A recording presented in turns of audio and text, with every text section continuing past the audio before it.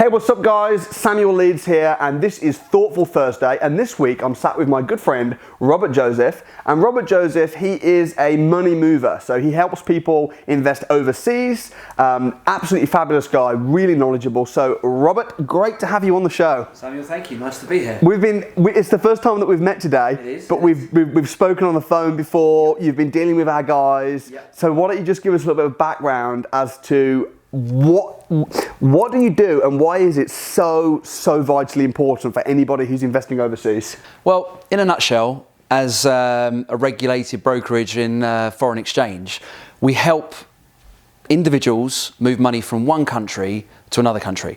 So if, for example, someone's in Hong Kong, Australia, and they're investing in the UK, we would help them move their currency from Hong Kong dollars into sterling, or Australian dollars into sterling. And they need, you know what, it's the equivalent to a mortgage broker. You can go straight to the bank, but if you go straight to the bank, you're going to get a terrible deal. You're going to get no guidance whatsoever. You're just going to be told yes, no. Whereas when you go to a broker, you're given the best advice, the best rates, and it's the same with you. No, absolutely. I mean, you know, banks do a lot of business. They don't give anywhere near the type of service that we give, the guidance that we give to help people achieve good rates, but timing and just general service to make sure the money comes into the country, or we're taking the money out the country and it ends up getting to where it needs to be. Because some of the stuff you do is so clever, like so clever. So why don't you just, because there's an awful lot of people right now investing in the UK. Yeah. There's people coming from Singapore, Hong Kong, Australia, even America, India, and they're investing in the UK. Why do you think people are investing so much in the UK, in property, right now, despite all the uncertainty that the Brits are feeling? Great question. I think it comes down to returns. I think these people believe that they can't make the returns in their own country. Where better to go? We'll come over to the United Kingdom. And there are so many parts of the UK where these people can invest, and there's no shortage of property, and they're going to get returns that they can't get in their own country. They're really happy to come and invest in the UK. Yeah. So, I mean, right now in the UK, there's so many great opportunities, and it's funny because Warren Buffett says when people are scared, that's when you should be greedy. Yeah, and when people are greedy, that's when you should be scared. And now there's news articles going out talking about things like Section 24, going on about Brexit, and some of these things, it's like old news, right? Like Section 24, that's so 2016, you know, and there's ways around it, but the bad news sells. So while people are then being real super scared, that's when people are coming in from Hong Kong and Australia and making serious money in. Yeah, I think it's opportunity. You know, these people, if they've got money and they're not getting a return in their own country, and they've identified the UK and parts of the UK, they want to bring the money into the UK. Yeah. That's where we step in, and we help make the transaction very efficient, very cost effective, and they get the money from where it starts to where it needs to get to. Yeah, and you're usually dealing with pretty smart people, presumably, that have researched their own country, researched the UK. Yeah. Whereabouts in the UK are people particularly investing? Oh, all over. I mean, we do a lot of business, and I see people that tell me that they go to Liverpool, they go to Glasgow. I mean, it can be any region, probably from Birmingham upwards. Yeah. Which, and you yourself are an investor. You've got properties in Liverpool. Yes, I do. Yeah. So I do. So talk to me, Robert, about how it works moving money from one country to another. You don't, because you don't even need a bank, do you? Well, in terms of using our services, you're right. You don't need a bank account. Somebody opens an account with us, very simple process, takes 5 minutes, and they're a client of Central FX. Then I can talk to them about what they're looking to do. And we can understand a little bit about how much money they've got to move, when they need to move it by, and we can work out a strategy that can help them maximize the return of achieving the most amount of sterling that they need in the time frame, and hopefully minimizing risk of currency fluctuation. Mm-hmm. So the account's open, we talk about the strategy, and then we then say, right, we're going to follow the strategy through, and we're going to agree a deal. When we agree a deal, it's on the phone, because our lines are recorded, because we're FCA regulated, and it's a transaction done. Once it's agreed, the client receives a contract note by email within 5 minutes confirming what we've sold, the currency that we've bought at the rate, and we need the money in by the settlement date. Banking instructions are on the contract note as well, and then it's all with the client to make sure we receive the funds in 2 to 3 days. Yeah, that's great. And that's that. That's great. And I mean, we work with really good mortgage brokers, you as a money mover as well. A lot of people that are investing in the UK from overseas, often they'll buy their first house in cash, don't they? Because it's just easy. Even if it's a really cheap property, like 30, 40, 50 grand, just to buy their first. Yeah, absolutely. And then they can always add value to it, refinance it. Correct. But then later, it'll be much easier getting a mortgage. And I think a big point here is confidence. Yeah. You know, an overseas investor who lives 5,000, 10,000 miles away, they want to know that their money is going to arrive to where it needs to get to, whether it's going to be to their bank account, whether it's going to be to a solicitor. The money's got to get there, and it's got to get there in one piece on time. So they need confidence. And if their first deal, and even buying property, if their first deal is building confidence and starting small, they see it from start to finish work, they then go back for the second deal, and it might be 60, 70,000. Yeah. And then the third deal might be 100,000. And it's just building up the experience with the confidence that kind of helps them, I suppose, feel a sense of achievement. Yeah, and something that we teach people to do, as you know, Robert, is we teach people how to buy property using none of their own money. Yeah. And let me ask you, as an overseas investor, have you ever worked with people whereby they have bought a property in the UK, but they've done it using an angel investor or someone else's funds? All the time.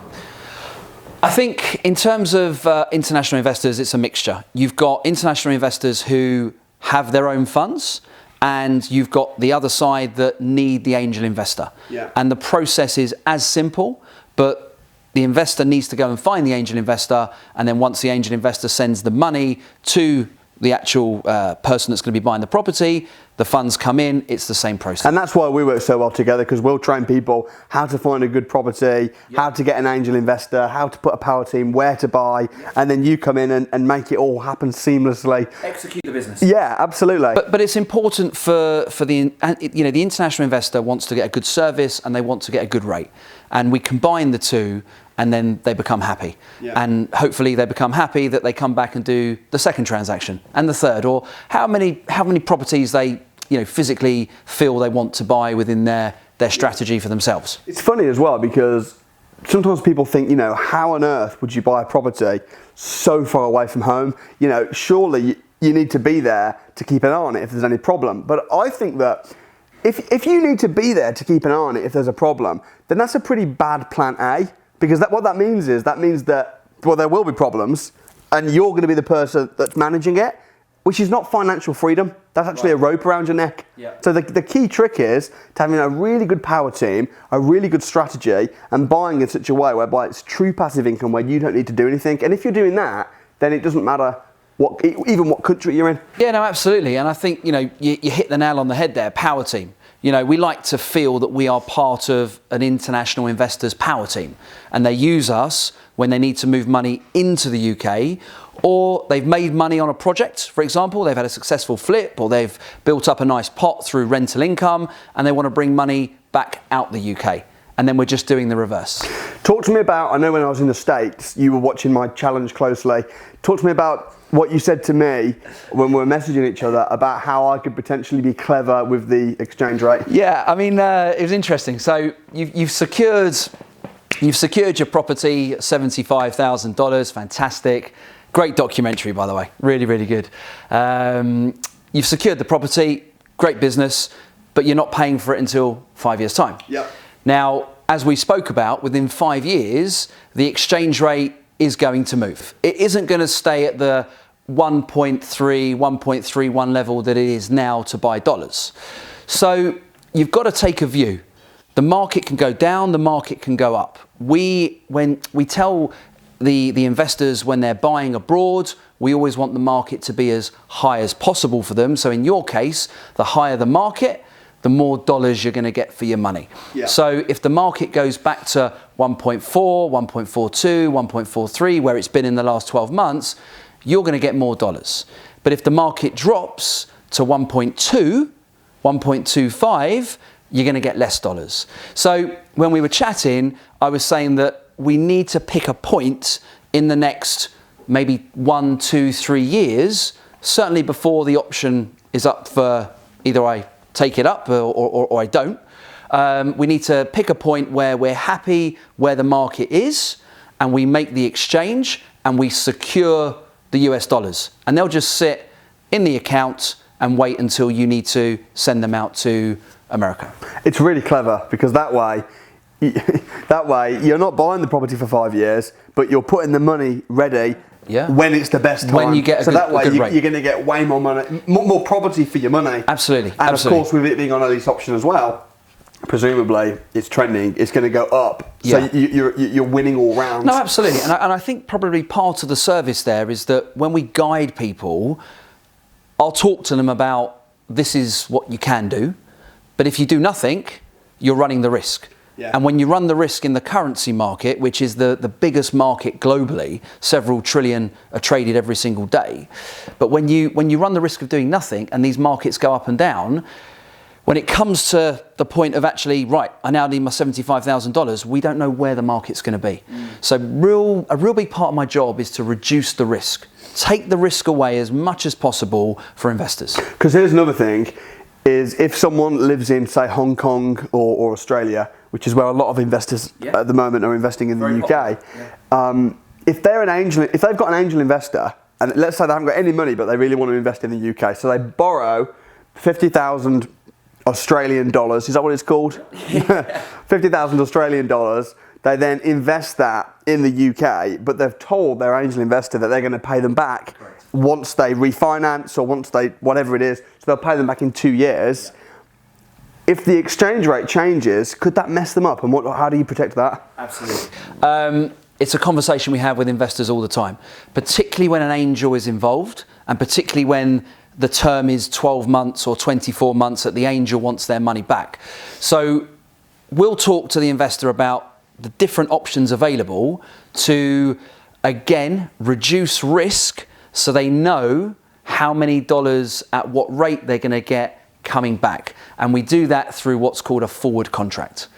I won't go into too much detail about it, but it's very specific for that type of investor that's borrowing money. And again, the most important part there is it reduces risk so the investor knows his rate sending the money back to Australia or Hong Kong or wherever it's going to. So he's not going to have any nasty surprises on. He's not going to have any nasty surprises. And let me tell you, where we've had people come to us and they haven't gone ahead and actually locked in a rate with a forward contract because they wanted to see what the market was going to do, there's been some unhappy experiences. Yeah, because we just don't know. Brexit, Donald Trump, China trade wars. It all takes its toll on the market, and the markets move up and they move down. They're going to go in your favour or out your favour. So one of the big education points for us is making sure we minimise risk both ways. Yeah, that's great. It's really cool having people on the show like yourself because you personally firsthand see people buying property with none of their own money all the time. Yeah. And sometimes people think, oh, it's too good to be true, or that doesn't sound possible. But there's professionals, my mortgage broker, solicitor, yourself, that just see it happening, and it's just like an everyday occurrence. I was talking to Robert Kiyosaki about this just the other day. He was also on my channel. And I said to him, what would you say to people that say that buying property with none of your own money is too good to be true, it's a pipe dream? And he said, well, why would I want to disagree with them? There's no need to argue. Right. It's just a case of getting done. But how important do you think education is in all of this? Because obviously you can make a lot of money in property. The UK is really good. How important do you think it is to? Yeah, I think, again, training, education is paramount. I think what you're doing is wonderful and you're really giving people a great chance in terms of making them believe that they can go and find properties and starting with no money. My part, the education is crucial for the timing, the service, minimising risk. We've got to get money into the UK at the best possible price, at the best possible time, and making sure the client understands the service, and at some point take the money out the UK. So education is the key. For me, it's understanding the client, understanding their circumstances, and making sure that they fully understand what we do and the strategies that are available to them. And then we try and meet and match and get the two together. Yeah. And I think once they then understand what they should be doing, they make the decisions. We give the guidance, but they make the decisions. but through education. And hopefully those decisions are the right ones for them and they're happy with everything that goes on. Yeah. What do you think about the UK? I know you think it's a great time to buy in the UK right now. Why do you think that? I think, an international investor isn't going to get the same returns in his own country or her own country as they are in the UK. Just because interest rates, for example, property prices can be astronomical in certain countries. They identify the UK as the hub where they can get, ROIs that are much, much higher and not have to do an awful lot of work if they've got the right power team in place.